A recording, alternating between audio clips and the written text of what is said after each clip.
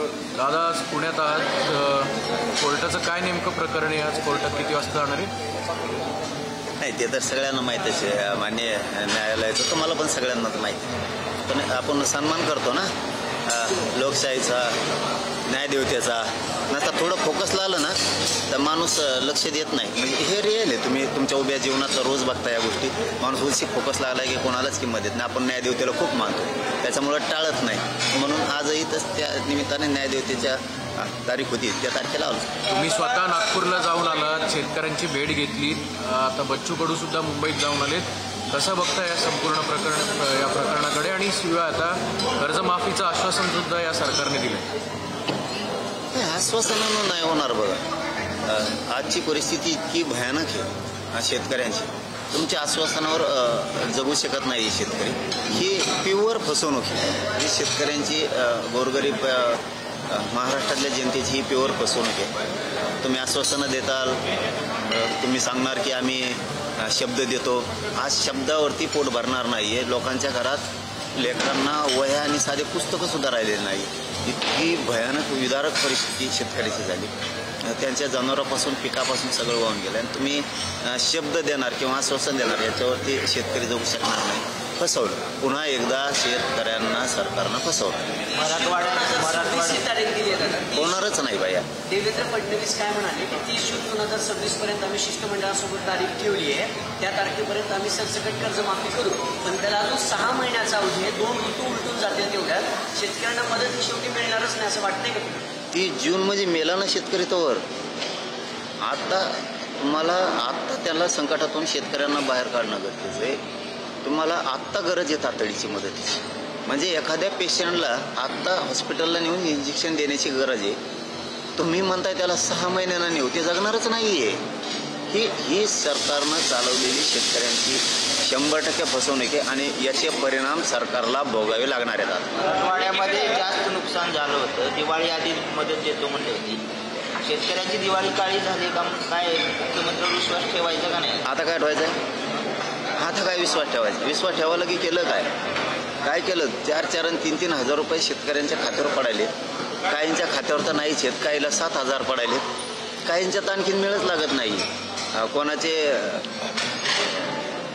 खाते खराब म्हणून सांगतात, ब्लॉक म्हणून सांगतात. ही सरकारची सिस्टम जाणून बुजून या. तुम्ही 5 आणि 7 लाख 2-2 लाखाचं नुकसान झालं आहे. तिथं 6-7 हजार रुपये द्यायला तुम्ही.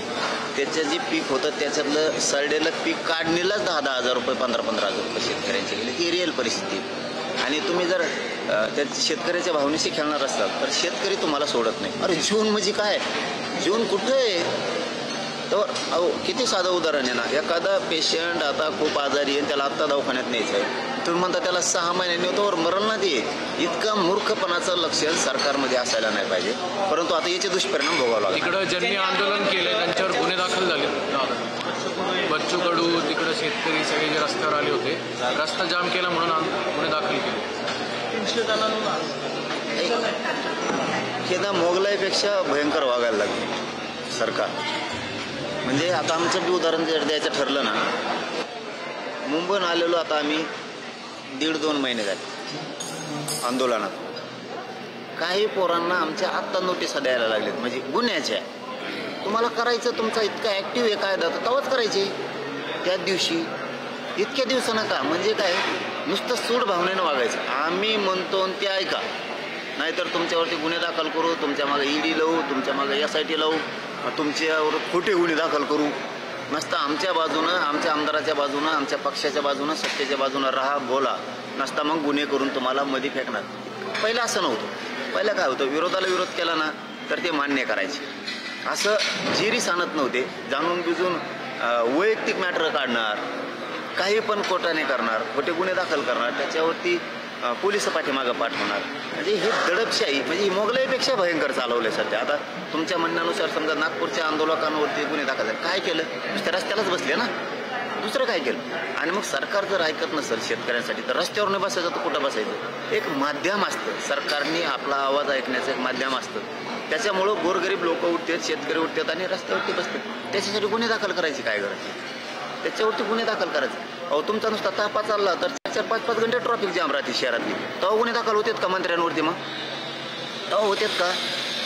म्हणजे ही भूमिका दुटते. आता आमच्याकडे जर हे खेड्यात आले तर यांच्यामुळे पुरा रस्ता बंद राहतो. मग त्यावेळेस आमच्याही लोकांचं काहीतरी गडबडीचं काम असतं. कुणाला पेपरला जायचं असेल, कुणाला शाळेत जायचं असेल, कुणाला हॉस्पिटलला न्यायचं असेल, कुणाला तरी बँकेत जायचं असेल, कुणाला तरी शाळेवर जायचं असेल, एखाद्या शिक्षकाला जायचं असेल, एखाद्या अधिकाऱ्याला आमच्या रस्त्यावर जायचं असेल ना, त्यावेळेस विचार करत नाहीत ना. मग त्यांच्यावरती गुन्हे दाखल होतात का? नाही होत. ते सुद्धा 2-2, 3-3 घंटे जाम करत. आणि एवढं कोणचं शहर ते असं की सोन्याचं उत्पादन करता येईल, लई हिरे माणिक मोती पिकत येत तिथं म्हणून लईच लॉस झाला राज्य सरकारचा किंवा महाराष्ट्रावर लईच आता खूप मोठं संकट कोसळलं. नागपूरला एखादा रस्ता अडविला म्हणजे काय हिरे माणिक मोत्याचे व्यापार बंद पडले काय? का लई अमृत निघतं का तिथून? म्हणून लईच लोक जगत येताना तिथून अमृत जायचं होतं ना. आता ते तुम्ही रस्ता अडविल्यामुळं सगळे देशातच मरण आलंय. जगातले लोक खूप तरफडायला लागला. असं काही आहे का? काय यांना राहतं ना. खरंच शेतकऱ्यांनी माझं एक सांगणं आहे आजच्या प्रेसच्या माध्यमातून, सगळ्यात महत्त्वाचं वाक्य सरकारसाठी आणि शेतकऱ्यांसाठी, गोरगरीब शेतकऱ्यांना आपण आपला लढा. कोणावर विश्वास ठेवू नका. कोणावरच आपण आपला गरिबांना लढा. जसं मराठ्यांनी गरिबाचा लढा उभा केला आणि जिंकला ना. गोरगरीब शेतकऱ्यांनी कोणावर विश्वास ठेवू नका. आपण आपला लढा आणि जिंका, तरच तुम्हाला सुखाचे दिवस येऊ शकतात.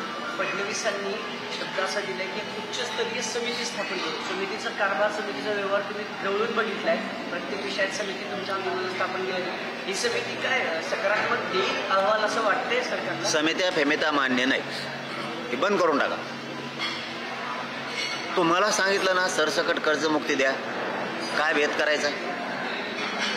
एखाद्या मोठे त्याच्यात 10-5 असते. त्यांचं म्हणणं आहे तेवढं आहे मोठाले घराने. ती किती असते नसून 200 असते घरं महाराष्ट्रात लय झाले. 200साठी का बाकीचा वाटोळा करतात? बाकीच्यांचं वाटोळ. ती समिती बरखास्त करून टाका. ती तुम्हाला करायचं सरसकट करा. नसता शेतकऱ्यांनी यांना राज्यात फिरू देऊ. शेतकऱ्यांनी स्वतःच लढाई स्वतः कोणावरच विश्वास ठेवू नये.